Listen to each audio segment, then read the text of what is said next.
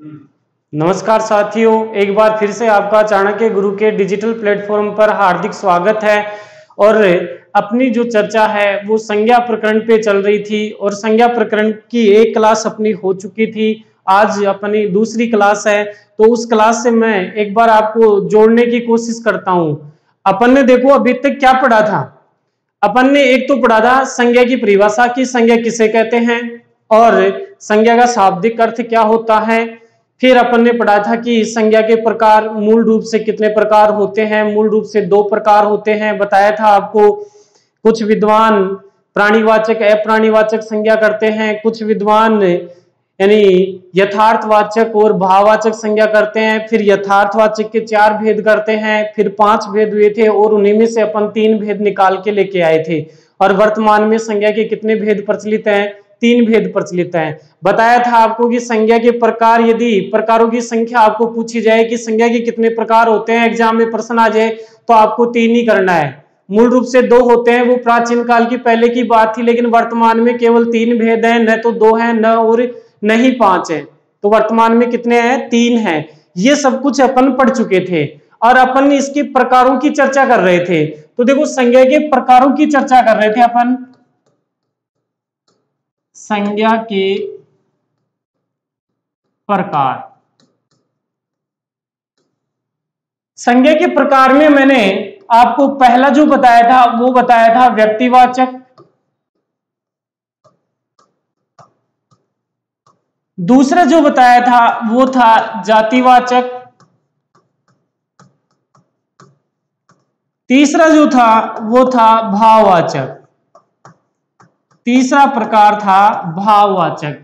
और इन सब की मैंने तुलना कर, यानी इनका अपन जो अध्ययन कर रहे थे वो तुलना करते हुए अध्ययन कर रहे थे कि कब तो व्यक्तिवाचक होगा, कब जातिवाचक होगा, कब भाववाचक होगा। देखो मित्रों, ये ध्यान रखना कि जो संज्ञा शब्द है, संज्ञा, इस संज्ञा शब्द में मैंने आपको बताया था कि दर्शे और अदर्शे दोनों आते हैं।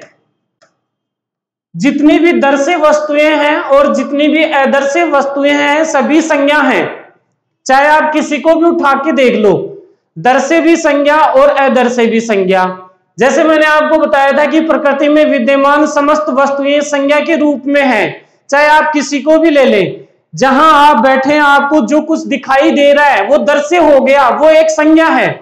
जो भी आपको दिखाई दे रहा है, आपके हाथ में पेन है वो संज्ञा है, आपके सामने दीवार है वो संज्ञा है, आप जिस कुर्सी पे बैठे हैं वो भी एक संज्ञा शब्द है। आप यानी टेबल कुर्सी पर पढ़ रहे हैं तो टेबल भी एक संज्ञा शब्द है, पुस्तक पढ़ रहे हैं पुस्तक भी एक संज्ञा शब्द है। तो यानी जो कुछ आपको दिखाई दे रहा है वह भी संज्ञा है और जो नहीं दिखाई दे रहा है वह भी संज्ञा है।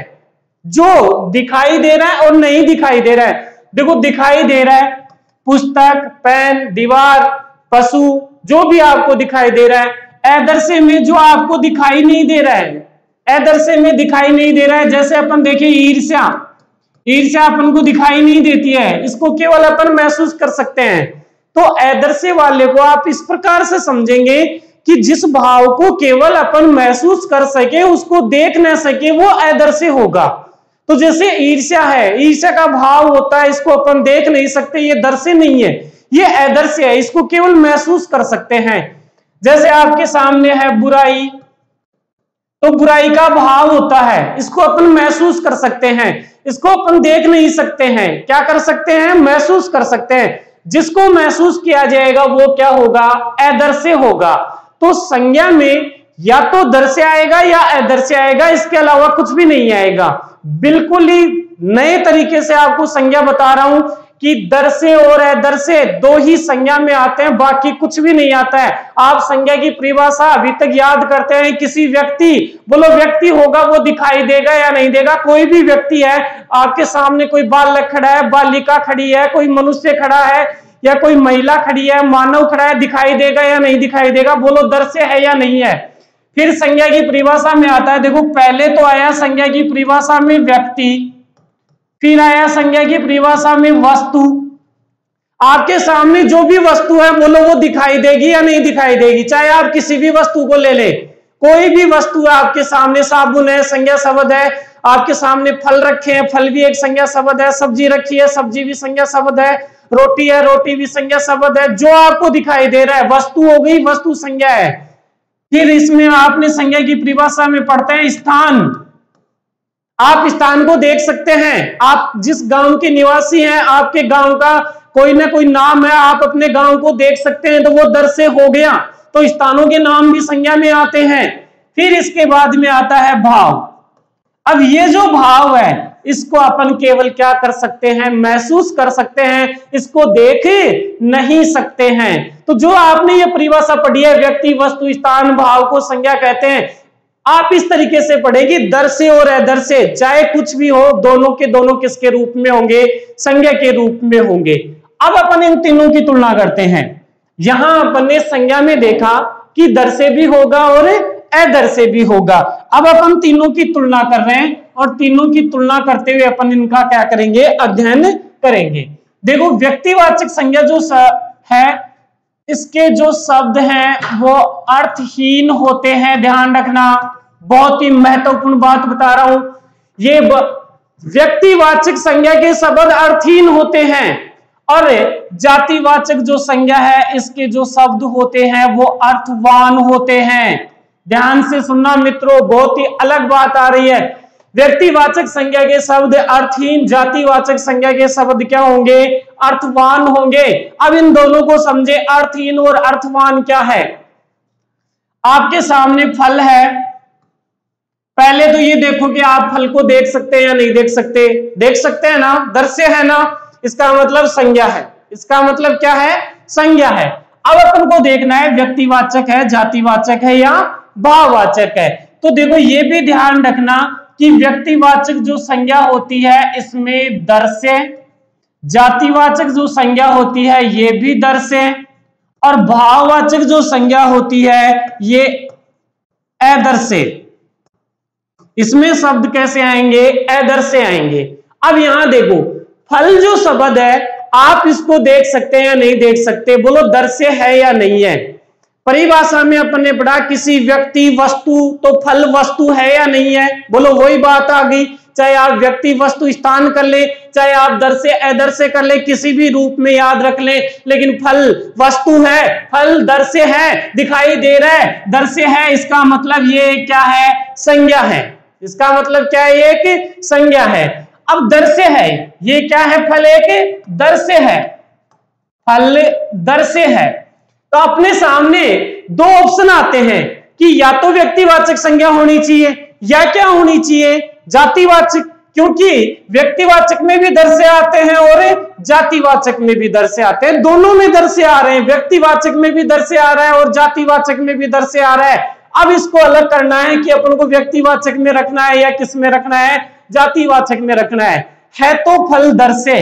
लेकिन अब इसको समझे, अर्थहीन, अर्थवान, इसको समझे। अब अर्थहीन, देखो अर्थहीन का मतलब होगा, अपन ने इसके दो टुकड़े किए, अर्थ प्लस हीन, यानी अब इसका अर्थ क्या हो जाएगा, जिसका कोई अर्थ नहीं हो, जिसका कोई अर्थ नहीं हो, कोई अर्थ नहीं, अर्थात केवल वो एक के लिए ही हो, केवल वह एक के लिए ही हो, एक के लिए ही हो। ठीक है। अर्थवान, अर्थवान में देखें, अर्थवान में होगा जिसका कोई अर्थ हो, जिसका कोई अर्थ हो या अनेक के लिए प्रसिद्ध हो, अनेक के लिए प्रसिद्ध हो, या जिससे अनेक अर्थ ग्रहण किए जा सके। अब मेरे को आप ये बताओ, जैसे ही आपके सामने फल शब्द आया तो क्या आप फल शब्द से अनेक अर्थ ग्रहण कर सकते हैं, नहीं कर सकते। फल में तो भाई आम भी आ गया, संतरा भी आ गई, केले भी आ गए, अंगूर भी आ गए, बोलो आप अनेक प्रकार के अर्थ ग्रहण कर पा रहे हैं या नहीं ग्रहण कर पा रहे, ग्रहण कर पा रहे हैं। इसका मतलब फल शब्द क्या है, अर्थवान है, जिसका कोई अर्थ हो, अनेक के लिए प्रसिद्ध हो, यानी एक के लिए प्रसिद्ध नहीं होना चाहिए। किसके लिए प्रसिद्ध होना चाहिए? अनेक के लिए प्रसिद्ध होना चाहिए। बोलो, फल का आपने अर्थ ग्रहण किया, क्या अर्थ ग्रहण किया? अनेक के लिए ग्रहण किया। उसमें जितने भी प्रकार के फल होते हैं वो सभी प्रकार के फलों का आपने अर्थ ग्रहण कर लिया। इसका मतलब फल क्या हो गया? अर्थवान हो गया। और अर्थवान हो गया, इस कारण से ये किस में रखा जाएगा? जातिवाचक संज्ञा में रखा जाएगा। किस में रखा जाएगा मित्रों? जातिवाचक संज्ञा में रखा जाएगा। और देखें उदाहरणों के द्वारा समझे मित्रों इसको, और दोनों को यानी तीनों को आप तुलना करते हुए समझे, बिल्कुल समझ में आ जाएगा। एग्जाम में आपका प्रश्न आएगा, आपका प्रश्न सही होना चाहिए। परिभाषा आपकी याद है नहीं याद है इससे कोई मतलब नहीं है, लेकिन आपको यदि ये याद है कि अपना संज्ञा से संबंधित उत्तर इस प्रकार से निकाल सकते हैं तो अपना प्रश्न सही होगा मित्रों। देखो, मैंने आपके सामने लिखा गाय। चलो पहले पशु शब्द लिखता हूं। पहले अपन ने पशु शब्द लिया। अब आप मेरे को ये बताओ कि ये जो पशु शब्द है अर्थवान है या अर्थहीन है? अर्थवान होगा। क्यों? क्योंकि जैसे ही पशु शब्द आपके सामने आया वैसे ही आपके दिमाग में अनेक प्रकार के पशुओं की आकृति उभर कर आई होगी। गाय भी आया होगा, भैंस, शेर, जितने भी पशु हैं सभी की आकृति आपके दिमाग में उभर कर आई। इसका मतलब ये एक के लिए प्रसिद्ध नहीं है, अनेक के लिए प्रसिद्ध है। अब अनेक के लिए प्रसिद्ध है तो पशु शब्द क्या हो गया? अर्थवान हो गया। क्या हो गया? अर्थवान हो गया। ठीक है। अब आप ये देखो कि दर्श्य है या अदर्श्य?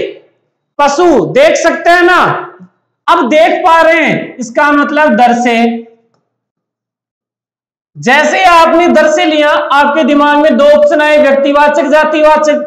लेकिन फिर आपने ये देखा अर्थहीन है या अर्थवान है, आपने देख लिया अर्थवान शब्द है, तो आपके दिमाग में केवल एक ही ऑप्शन बचेगा मित्रों। कौन सा ऑप्शन बचेगा? जातिवाचक। कौन सा ऑप्शन बचेगा? जातिवाचक। इसलिए पशु शब्द किस में रखा जाएगा? जातिवाचक संज्ञा में रखा जाएगा। क्यों? क्योंकि दर्श्य है तो व्यक्तिवाचक भी हो सकती है, जातिवाचक भी हो सकती है, लेकिन पशु शब्द से अनेक अर्थ ग्रहण किए जा रहे हैं। यह केवल एक के लिए प्रसिद्ध नहीं है। ये पशु शब्द जो है वो एक अर्थवान शब्द है, और अर्थवान शब्द होने के कारण किस में रखा जाएगा? जातिवाचक में रखा जाएगा। अब देखो, पशु में से मैंने एक अन्य दूसरा शब्द लिया, जैसे मैंने ले लिया गाय। पशु में से मैंने एक अन्य शब्द लिया गाय। बोलो, गाय दर्श्य है या अदर्श्य? गाय जो शब्द दे रखा है ये दर्श्य है या अदर्श्य? दर्श्य है ना। आपके दिमाग में आकृति उभरी अनेक प्रकार की गायें, राठी गाय भी होती है, नागौरी गाय भी होती है, अनेक प्रकार की गाय की नस्लें होती हैं। तो आपके दिमाग में सबसे पहले तो यह आया कि गाय एक दर्श्य शब्द है। गाय एक क्या है? दर्श्य शब्द है। और अब इसके बाद में आपको यह देखना था, जब आपने दर्श्य देख लिया तो आपके दिमाग में दो ऑप्शन आए, व्यक्तिवाचक और जातिवाचक। अब आपको यह देखना था कि गाय जो शब्द है ये अर्थवान है या अर्थहीन है। आप ही बताओ मित्रों, गाय जो शब्द है वो अर्थवान है या अर्थहीन है? गाय से अनेक अर्थ ग्रहण कर पा रहे हैं या नहीं ग्रहण कर पा रहे आप? क्या गाय शब्द जो है वो एक गाय के लिए प्रसिद्ध है, अनेक प्रकार की गायों के लिए प्रसिद्ध है? इसका मतलब ये शब्द कैसा हो गया? अर्थवान हो गया। कैसा हो गया? अर्थवान हो गया। अर्थवान शब्द किस में आते हैं? जातिवाचक में आते हैं। इसका मतलब गाय भी किस में रखा जाएगा? जातिवाचक में रखा जाएगा। अब इसी में से देखो, सबसे पहले अपन ने पशु लिया, पशु में से गाय आया, और इसी में से अपन ले लें राठी गाय। अब इसी में से अपन ले रहे हैं राठी गाय, या अपन ले रहे हैं जैसे राम की गाय। राम की गाय अपन ने क्या लिया? राम की गाय। जैसे राम की गाय लिया तो आपके दिमाग में गाय के प्रति आकृति उभरी होगी। इसका मतलब दर्श्य है, दर्श्य है। अब जैसे आपके दिमाग में आकृति उभरी और आपने ये देखा कि ये शब्द जो है वो क्या है? दर्श्य है, तो दो ऑप्शन, या तो व्यक्तिवाचक या जातिवाचक। लेकिन अब राम की गाय से क्या अनेक अर्थ लिए जा सकते हैं? नहीं लिए जा सकते। अरे भैया, आपकी खुद की गाय है, आपकी खुद की भैंस है, तो क्या वो अनेक की हो जाएगी? नहीं होगी। केवल वो एक की है, आपकी गाय है तो वो आपकी ही रहेगी, दूसरे की नहीं होगी। यहाँ राम की गाय है तो ये राम की गाय के लिए ही प्रसिद्ध है, एक के लिए ही प्रसिद्ध हो रहा है, इससे अनेक अर्थ ग्रहण नहीं किए जा रहे हैं। इसका मतलब ये शब्द कैसा है? अर्थहीन शब्द है। ये कैसा है? अर्थहीन है। क्यों? क्योंकि इससे अनेक अर्थ ग्रहण नहीं किए जा रहे हैं, और जब अनेक अर्थ ग्रहण नहीं किए जाते हैं तो वो संज्ञा कौन सी होती है? व्यक्तिवाचक होती है। तो यहाँ राम की गाय कौन सी संज्ञा हो गई? व्यक्तिवाचक संज्ञा हो गई। कौन सी संज्ञा हो गई मित्रों? व्यक्तिवाचक संज्ञा। और देखिए उदाहरण, जैसे मैंने आपके सामने एक शब्द लिखा ग्रंथ। मैंने आपके सामने एक शब्द लिखा ग्रंथ। जैसे ही मैंने ग्रंथ लिखा, बोलो आप ग्रंथ को देख सकते हैं या नहीं देख सकते? दिमाग लगाओ, देख सकते हैं या नहीं देख सकते? वस्तु है भाई, ये कोई भाई संज्ञा की परिभाषा में क्या पढ़ते हैं? किसी व्यक्ति, वस्तु, स्थान तो वस्तु है, संज्ञा शब्द तो है। ये ग्रंथ जो है वो संज्ञा तो है, लेकिन कौन सी संज्ञा है? व्यक्तिवाचक, जातिवाचक या भाववाचक? तो वस्तु है। बोलो दृश्य है या नहीं है? दृश्य है। तो आपके दिमाग में आकृति उभरी कि ये क्या है? दृश्य। क्यों? क्योंकि ग्रंथ है, उसको अपन देख सकते हैं। अब यहां से मैंने दृश्य है और अनेक अर्थ ग्रहण किए जा रहे हैं, इसका मतलब ये शब्द कैसा हो गया? अर्थवान हो गया। कैसा शब्द हो गया? अर्थवान हो गया। और अर्थवान शब्द किस में आते हैं? जातिवाचक में आते हैं। इसका मतलब ग्रंथ जो है वो किस में रखा जाएगा? जातिवाचक में रखा जाएगा। अब यहां मित्रों मैंने ले लिया रामायण। मैंने ले लिया रामायण, और जैसे ही मैंने रामायण लिया, बोलो कोई वस्तु है या नहीं है? है। इसका मतलब संज्ञा है ये एक। इसका मतलब ये क्या है? कि संज्ञा है। दृश्य है या अदृश्य है? दृश्य है। देख सकते हैं अपन, महसूस नहीं कर सकते। रामायण ग्रंथ अपने सामने यदि प्रस्तुत किया जाएगा तो अपन उसको देख सकते हैं। दृश्य हो गया। अब आप मेरे को ये बताओ कि अर्थवान है या अर्थहीन है? देखो जल्दी से, अर्थवान है या अर्थहीन है? दिमाग लगाओ। रामायण देख सकते हैं, दृश्य हो गया। आपको देखना है कि अर्थवान है या अर्थहीन है। बोलो जैसे रामायण शब्द आएगा, आप अनेक प्रकार की रामायण का अर्थ ग्रहण कर सकते हैं क्या? रामायण तो केवल एक ही ग्रंथ लिखा गया था, रामायण से अनेक अर्थ ग्रहण नहीं किए जाएंगे। ये केवल एक के लिए प्रसिद्ध है, यह केवल एक ग्रंथ के लिए प्रसिद्ध है, अन्य ग्रंथों के लिए प्रसिद्ध नहीं है। इसमें केवल एक ही ग्रंथ का नाम आएगा। इसका मतलब एक का नाम आ रहा है, तो शब्द कैसा हो गया? अर्थहीन हो गया। कैसा हो गया? अर्थहीन हो गया। और मित्रों अर्थहीन शब्द किस में आते हैं? बोलो किस में आते हैं? व्यक्तिवाचक में। इसका मतलब रामायण किस में रखा जाएगा? व्यक्तिवाचक में रखा जाएगा। किसमें? व्यक्तिवाचक में रखा जाएगा। मित्रों दोनों की तुलना कर रहे थे और समझ में आया होगा आपके। और यदि समझ में आ रहा है तो कमेंट बॉक्स में कमेंट जरूर करें और वीडियो को ज्यादा से ज्यादा लाइक जरूर करें। आगे देखें मित्रों, और उदाहरणों के द्वारा समझें आप। मैंने आपके सामने एक शब्द लिखा नदी। मैंने आपके सामने एक शब्द लिखा नदी। आपके दिमाग में आकृति उभरनी चाहिए कि भाई अनेक प्रकार की नदियां। आकृति उभरी, अनेक प्रकार की नदियां। अब जब अनेक प्रकार की नदियां आ रही हैं तो नदी को देख सकते हैं नहीं देख सकते हैं? देख सकते हैं। इसका मतलब ये कैसा शब्द हुआ? दृश्य। कैसा शब्द हुआ मित्रों?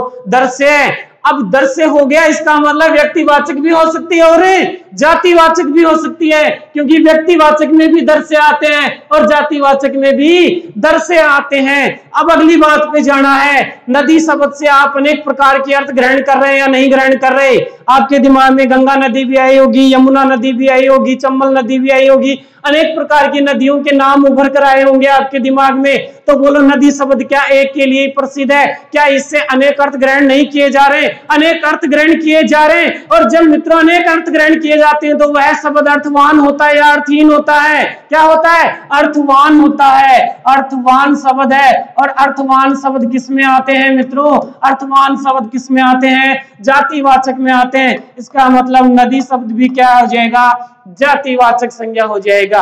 अब इसमें से नाम ले ले किसी का नदी का। अपन जैसे अपन ने ले लिया यमुना नदी,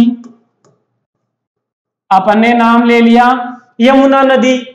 अब यमुना नदी आती है, आपके दिमाग में आया होगा यमुना नदी दर से है, देख सकते हैं, यानी कहने का मतलब ये क्या है, दर से है, इसको अपन क्या कर सकते हैं, देख सकते हैं।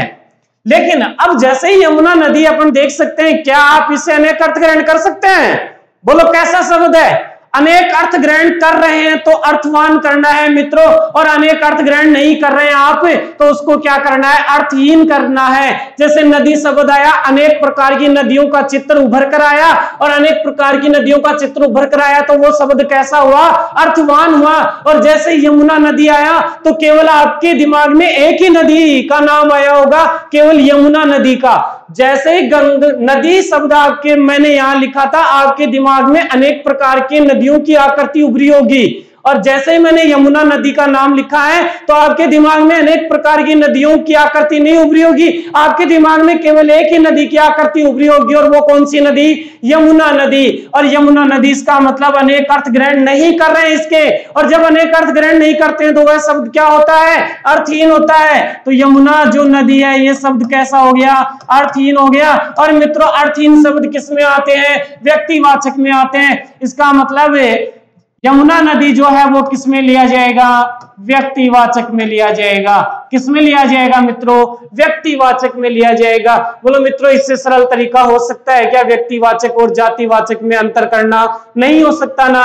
और देखिए उदाहरण, बहुत ही सरल तरीके से संज्ञा बता रहा हूं आपको, बहुत ही सरल तरीके से, और आपके प्रश्न सही होंगे चाहे कैसा भी आपके सामने संज्ञा से संबंधित प्रश्न आ जाए, आप दिमाग यानी देखते ही प्रश्न को सही करेंगे। और देखिए उदाहरण, जैसे मैंने यहां लिखा अच्छाई, मैंने यहां लिखा अच्छाई। बोलो आप ये देखो कि इसको आप देख सकते हैं या नहीं देख सकते? अच्छाई भाव होता है, महसूस कर सकते हैं, देख नहीं सकते हैं मित्रों इसको। अच्छाई का क्या होता है, भाव होता है, और जहां भाव आएगा उसको अपन क्या कर सकते हैं, महसूस कर सकते हैं, देख नहीं सकते। इसका मतलब ये शब्द कैसा हो गया, अदृश्य शब्द हो गया।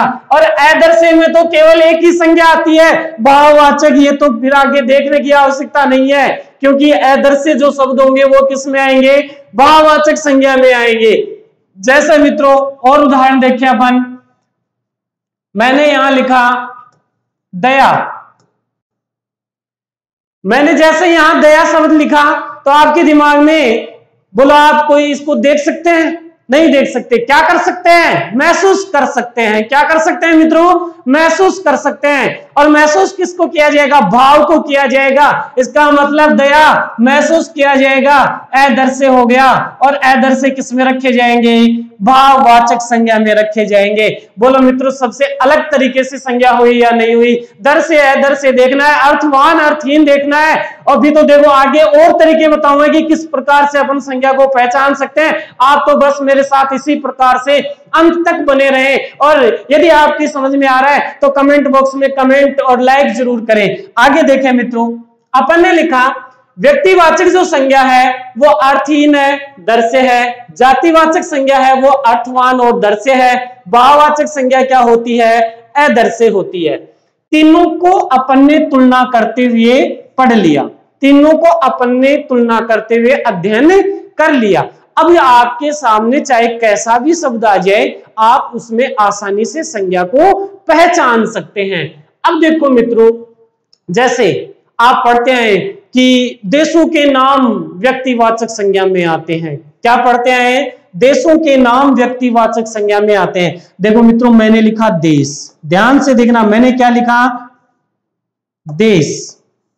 आप व्यक्तिवाचक संज्ञा में पढ़ते हैं, देशों के नाम व्यक्तिवाचक संज्ञा में आते हैं। पढ़ते हैं नहीं पढ़ते, पढ़ते हैं ना।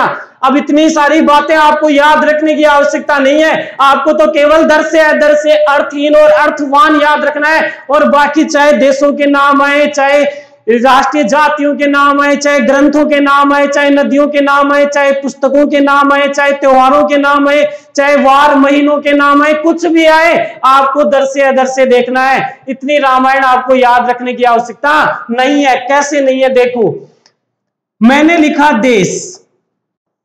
बोलो ये जो शब्द मैंने लिखा है दर से है या अदर से, दर से है ना, देश जैसे ही मैंने यहां लिया, नाम लिया, वैसे ही आपके दिमाग में अनेक प्रकार के देशों के नाम उभर कर आए होंगे। देश, भारत, अमेरिका, पाकिस्तान, रूस, जर्मनी, अनेक प्रकार के देशों की आकृति उभरी होगी। इसका मतलब ये शब्द कैसा है?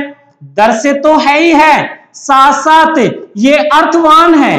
क्यों? क्योंकि इससे अनेक अर्थ ग्रहण किए जा रहे हैं। क्योंकि इससे क्या ग्रहण किए जा रहे हैं? अनेक अर्थ ग्रहण किए जा रहे हैं। अब अनेक अर्थ ग्रहण किए जा रहे हैं और अर्थवान शब्द किस में आते हैं? जातिवाचक में आते हैं। इसका मतलब देश किस में रखा जाएगा? जातिवाचक में रखा जाएगा। अब यहां से मैंने जैसे लिख दिया भारत, बोलो भारत दर से तो है, दर से तो है, लेकिन अर्थवान है या अर्थहीन? आप अनेक अर्थ ग्रहण कर सकते हैं क्या भारत से? अरे भारत तो देश एक ही है।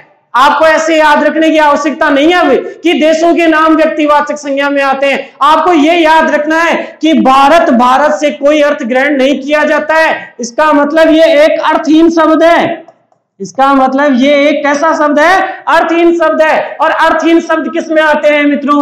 व्यक्तिवाचक संज्ञा में आते हैं। चाहे आप कोई भी उदाहरण उठाकर देख लें मित्रों, जैसे आप पढ़ते हैं त्योहारों के नाम, दीपावली, होली, सभी व्यक्तिवाचक संज्ञा में आते हैं। अब इतना याद रखने की आवश्यकता नहीं है। जैसे आपके सामने दीपावली लिखा जाएगा,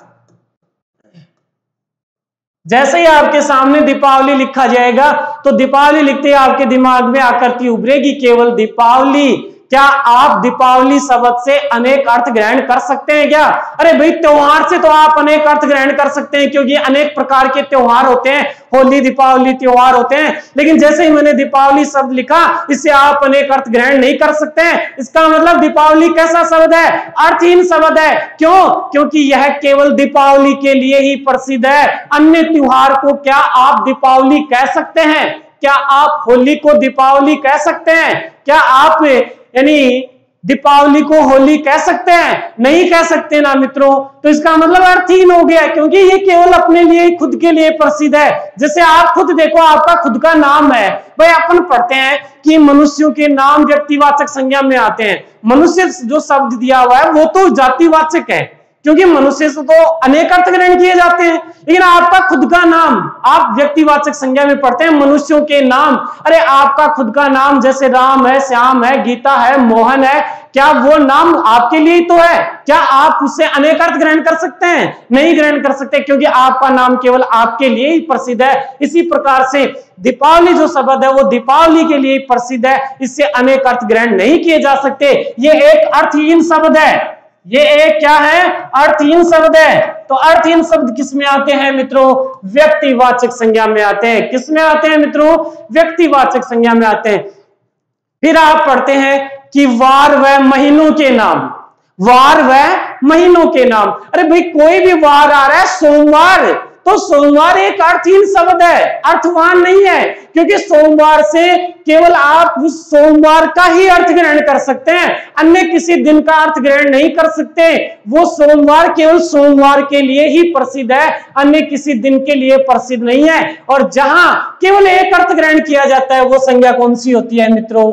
व्यक्तिवाचक संज्ञा होती है। पूरी रामायण याद रखने की आवश्यकता नहीं है। आप इसमें पढ़ते हैं पुलों के नाम, नदियों के नाम, और इसी की सड़कों के नाम, नगरों के नाम। अरे आप पढ़ते हैं सड़कों के नाम। अरे भाई सड़क शब्द है, ये तो सीधी सी बात है जातिवाचक में रखा जाएगा। जैसे ही मैंने लिखा सड़क,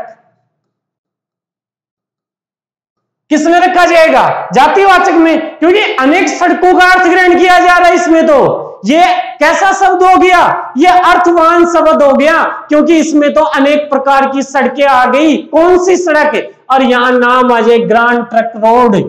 अब वहां वो केवल उसी के लिए प्रसिद्ध है, उससे आप अन्य अर्थ ग्रहण नहीं कर सकते। फिर जैसे आप पढ़ते हैं कि बांधों के नाम, पुलों के नाम।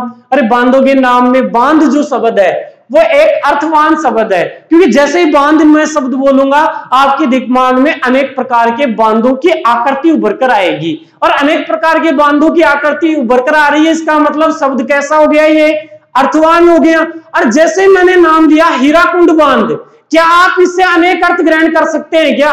हीराकुंड बांध केवल उसी का नाम है, आप उससे अनेक अर्थ ग्रहण नहीं कर सकते हैं। अरे हीराकुंड तो केवल हीराकुंड के लिए ही प्रसिद्ध है, इसलिए किस में रखा जाएगा? व्यक्तिवाचक में रखा जाएगा। बोलो मित्रों, सबसे अलग तरीके से संज्ञा हुई। आपको वो पूरी बातें, देशों के नाम, त्योहारों के नाम, वार व महीनों के नाम, बांधों के नाम, सड़कों के नाम, पुलों के नाम, इतना सब कुछ याद रखने की आवश्यकता नहीं है। केवल आपको 2 शब्द याद रखने हैं, अर्थहीन और दर से। इसके अलावा कुछ याद नहीं रखना। याद रख पाए तो एक और याद रखने देना कि एक वचन, और इसमें याद रख लेना बहुवचन, और ऐसे शब्द जिनका बहुवचन नहीं बनाया जा सके। अब देखो एक वचन, भाई अपन ने जैसे ही सड़क लिया, बोलो एक वचन है या बहुवचन? अनेक प्रकार की सड़कें होगी ना, तो बहुवचन है, सीधी सी बात है। किसमें आएगा? जातिवाचक में। अपन भी किसमें रख रहे थे? जातिवाचक में। ग्रांड ट्रक रोड आ गया, ग्रांड ट्रक रोड आ गया, तो वो एक वचन है, वो बहुवचन नहीं है, तो वो किसमें आ जाएगा? व्यक्तिवाचक में आ जाएगा। अब इसके बाद में मित्रों, तीनों को मैंने तुलना करते हुए आप प्रश्न को किस प्रकार से हल करें, यानी एग्जाम में, आपकी एग्जाम में कोई प्रश्न आया, उस प्रश्न को आपको कैसे सही करना है, वो तरीका मैंने आपको बता दिया। जैसे और उदाहरण ले, आपके सामने मैंने लिखा बुढ़ापा, लिख दिया। अब यहां देखो, बुढ़ापा जो शब्द है वो आप खुद देखो कि दर से है या अदर से। गुरुजी बुढ़े आदमी को तो देख सकते हैं, नहीं ऐसा नहीं लिया जाएगा, ये भाव है। अपन केवल क्या कर सकते हैं? महसूस कर सकते हैं। उस आदमी को देख सकते हैं, तो आदमी जो शब्द है वो यानी दर से है। बुढ़ापे को अपन देख नहीं सकते हैं, तो आप जब इसको देख नहीं सकते हैं, इसको क्या कर सकते हैं? महसूस कर सकते हैं। क्या कर सकते हैं मित्रों? महसूस कर सकते हैं। इसका मतलब कैसा शब्द हो गया? ये अदर से हो गया। और अदर से वाले शब्द तो केवल एक ही संज्ञा में आते हैं मित्रों, किसमें? भाववाचक में आते हैं, अन्य किसी में रखे ही नहीं जाते हैं। तो मित्रों, मैंने इस प्रकार से आपका प्रश्न किस प्रकार से सही हो एग्जाम में, तीनों की जो व्यक्तिवाचक, जातिवाचक, भाववाचक, तीनों को मैंने तुलना करते हुए आपको बताया। इसके बाद में देखो मित्रों, अपन देखो तीनों जो संज्ञाएं हैं उनको तुलना करते हुए पढ़ रहे हैं। और 1 नंबर पे अपन ने तुलना की व्यक्तिवाचक, 1 नंबर पे किसकी? व्यक्तिवाचक। 2 नंबर पे जातिवाचक, 2 नंबर पे जातिवाचक। 3 नंबर पे भाववाचक। अब यहां देखो मित्रों, व्यक्तिवाचक जो संज्ञा होती है इसका कोई प्रकार नहीं होता है, कोई प्रकार नहीं है। व्यक्तिवाचक संज्ञा केवल एक है। जातिवाचक जो संज्ञा है, फिर आगे इसके 2 भेद कर दिए जाते हैं। जातिवाचक के कितने भेद कर दिए जाते हैं? 2 कर दिए जाते हैं। एक तो समूह या समुदायवाचक, समूह या समुदायवाचक, और एक कर दिया जाता है मित्रों द्रव्यवाचक, द्रव्यवाचक। 2 भेद किए गए, किसके? जातिवाचक के। और अपन ने जातिवाचक में अभी तक पढ़ा है कि जातिवाचक संज्ञा के जो शब्द होंगे वो दर से होंगे और अर्थवान होंगे, यही तो पढ़ा है। इसका मतलब समूह समुदायवाचक जो संज्ञा है इसके शब्द भी कैसे होंगे? दर से होंगे और अर्थवान होंगे। क्यों? क्योंकि भाई जातिवाचक का ही तो भेद है। तो जब जातिवाचक दर से अर्थवान है, जब जातिवाचक दर से अर्थवान है, तो समूह समुदायवाचक भी दर से अर्थवान होगी, और द्रव्यवाचक भी क्या होगी? दर से और अर्थवान, दर से और अर्थवान। मित्रों, बहुत ही अलग तरीके से मैंने संज्ञा पढ़ाई है। शायद ही आपने इस प्रकार की जो संज्ञा, इस प्रकार से तुलना करते हुए, तुलनात्मक विधि के द्वारा मैंने आपको संज्ञा के प्रश्न आए, उसको आप किस प्रकार से हल करें, ये मैंने आपको बताया है। अब यहां देखो जातिवाचक, कौन सा है? जातिवाचक। अब जातिवाचक के देखो 2 भेद हुए, एक तो समूह समुदायवाचक और एक द्रव्यवाचक। पहले तो मित्रों देखो, जब प्रश्न आए और प्रश्न कई बार ऑप्शन के ऊपर भी आधारित होता है। किस प्रकार से ऑप्शन के ऊपर आधारित होता है देखें, जैसे मैंने यहां लिखा पशु शब्द में संज्ञा है, पशु शब्द में संज्ञा है लिखा। ऑप्शन में दे दिया मेरे मित्रों, एक तो दे दिया व्यक्तिवाचक, एक दे दिया मित्रों जातिवाचक, एक दे दिया मित्रों भाववाचक, और एक ऑप्शन में दे दिया द्रव्यवाचक। क्या दे दिया? द्रव्यवाचक। तो यहां तो देखो पशु में पूछ रहा है, और पशु अभी बताया दर से है, अर्थवान है, अनेक अर्थ ग्रहण किए जा सकते हैं। सीधी सी बात है, किस में रखा जाएगा? जातिवाचक में रखा जाएगा। लेकिन यदि मान लीजिए ऑप्शन दे रखे हैं, जैसे मान लीजिए पहला ऑप्शन तो व्यक्तिवाचक की है, दूसरा जो ऑप्शन है वो समूह समुदायवाचक दे दिया, तीसरा जातिवाचक दे दिया, और चौथा द्रव्यवाचक दे दिया। अब यहां देखो मित्रों, पशु एक जाति है, पशु एक क्या है? जाति है, लेकिन समूह का बोध करवा रहा है। किसका बोध करवा रहा है? समूह का। अनेक प्रकार के पशुओं का क्या बन गया? वो एक समूह बन गया। अनेक प्रकार के पशुओं का जब वो समूह बन गया, तो जब इस प्रकार से ऑप्शन दिए हुए हो तो पहली प्रायिकता समूहवाचक को दी जाएगी। ये सही है कि पशु एक जाति होती है, पशु क्या होती है? एक जाति होती है। मनुष्य जो शब्द है वो एक क्या होती है? जाति होती है, तो जातिवाचक संज्ञा होती है। लेकिन यहाँ ऑप्शन किस प्रकार से दिए हुए ये भी अपन को देखने। यहाँ तो देखो व्यक्तिवाचक, जातिवाचक, भाववाचक, द्रव्यवाचक, यहाँ तो समूह समुदायवाचक ऑप्शन में नहीं आया। अब जब यहाँ समूह समुदायवाचक ऑप्शन में ही नहीं दिया हुआ है, तो सीधा सा भाई सीधी सी बात है कि क्या उत्तर होगा? जातिवाचक होगा। लेकिन यहाँ तो समूह समुदायवाचक ऑप्शन में आ गया, तो हमेशा पहली प्रायिकता इसी को दी जाएगी, जातिवाचक को नहीं दी जाएगी। तो ध्यान रखना, कई बार प्रश्न जो होता है वो ऑप्शन के ऊपर भी निर्भर करता है कि ऑप्शन में क्या दिया हुआ है और उसका उत्तर अपन को किस प्रकार से निकालना है। फिर देखो मित्रों, अपन जातिवाचक संज्ञा के दो भेद किए अपन ने। एक भेद तो किया समूह समुदायवाचक, और दूसरा किया द्रव्यवाचक। देखो द्रव्यवाचक जो है इसमें हमेशा ध्यान रखना, द्रव्यवाचक जो है इसमें ठोस, द्रव, गैस, केवल ये तीन ही आते हैं। अब कोई कहे कि गुरुजी द्रव और द्रव्य में क्या अंतर होता है? अरे भाई, द्रव और द्रव्य में अंतर होता है। द्रव्य जो शब्द है इसका अर्थ तो लिया जाता है पदार्थ, और द्रव्य जैसे पानी, तेल, ये द्रव्य अवस्था में है, तो द्रव्य का अर्थ तो क्या लिया जाएगा? पदार्थ। और द्रव्य जो तेल, घी, पानी, ये किस अवस्था में है? द्रव्य अवस्था में है।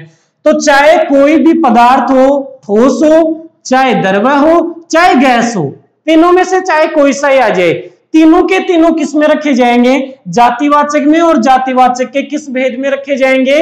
द्रव्यवाचक में रखे जाएंगे। जैसे मान लीजिए आ गया आपके सामने सोना, चांदी, लोहा और पत्थर, या जैसे घी, तेल, गैस का नाम आ गया ऑक्सीजन, नाइट्रोजन, तो ये सभी ठोस द्रव्य गैस में आ रहे हैं। तो यहां तो आपको ज्यादा दिमाग लगाने की आवश्यकता नहीं है कि ठोस द्रव्य गैस किस में रखे जाएंगे? द्रव्यवाचक में। समूह समुदायवाचक में क्या आएंगे? जो समूह का बोध करवाने वाले, समुदाय का बोध करवाने वाले, एक को प्रदर्शित नहीं करते हो, वो अनेक को प्रदर्शित करते हो। जैसे मैंने आपके सामने लिखा भीड़, भीड़ जो शब्द है वो समूह को प्रदर्शित कर रहा है। मैंने आपके सामने लिखा जैसे दल, तो दल जो शब्द है वो अनेक को प्रदर्शित कर रहा है, एक समुदाय को प्रदर्शित कर रहा है, किसी एक विशेष को नहीं प्रदर्शित कर रहा है। जैसे मैंने आपके सामने लिखा सेना, तो सेना भी अनेक को प्रदर्शित कर रहा है, किसी एक को प्रदर्शित नहीं कर रहा है। सेना शब्द के द्वारा भी अनेक प्रकार की सेनाओं का अर्थ लिया जा रहा है। तो सेना भाई समूह का बोध करवा रही है, तो किस में रख देंगे? समूह समुदायवाचक में रख देंगे। तो इस प्रकार से मित्रों समूह समुदायवाचक में जो समूह का बोध करवाने वाले शब्द हैं वो किस में रखे जाएंगे? समूह समुदायवाचक में। और ठोस, द्रव्य, गैस का बोध करवाने वाले जो शब्द हैं वो किस में रखे जाएंगे? द्रव्यवाचक में। अब इसके साथ साथ अलग बात बता रहा हूं मित्रों, ध्यान रखना, अपने जो शारीरिक संबंध है, अपने जो शारीरिक संबंध है वो हमेशा जातिवाचक संज्ञा में आते हैं। शारीरिक संबंधों में जैसे देखें अपन माता पिता, पुत्र, भाई बहन, पति पत्नी, चाहे कोई भी शारीरिक संबंध का नाम आ जाए, हमेशा ध्यान रखना किस में रखे जाएंगे, जातिवाचक में रखे जाएंगे, चाहे वो एक हो चाहे अनेक हो। यहां अपन ये नहीं देखते कि जैसे मान लीजिए पिता है तो उससे अनेक अर्थ ग्रहण नहीं किए जाते हैं। तो आपको यहां केवल इतना याद रखना है कि शरीर के अंगों के नाम, वो शारीरिक संबंधों के नाम हमेशा किस में आते हैं, जातिवाचक में आते हैं। इसी के साथ साथ शरीर के अंगों के जो नाम हैं, शरीर के अंगों के जो नाम है, चाहे किसी भी शरीर के अंग का नाम आ जाए हमेशा जातिवाचक संज्ञा होगी मित्रों। चाहे कोई भी, जैसे हाथ आ गया, पैर आ गया, अंगुली आ गया, सिर आ गया, माथा आ गया, चाहे किसी भी शारीरिक अंग का नाम आ जाए, शरीर के अंग का नाम आ जाए, शारीरिक अंग या शरीर के अंग किस में आते हैं, जातिवाचक में आते हैं। तो दो बातें मैंने बताई मित्रों, दोनों को ध्यान रखना। शारीरिक संबंधों के नाम किस में आएंगे, जातिवाचक में आएंगे। जैसे मैंने लिखा पिता,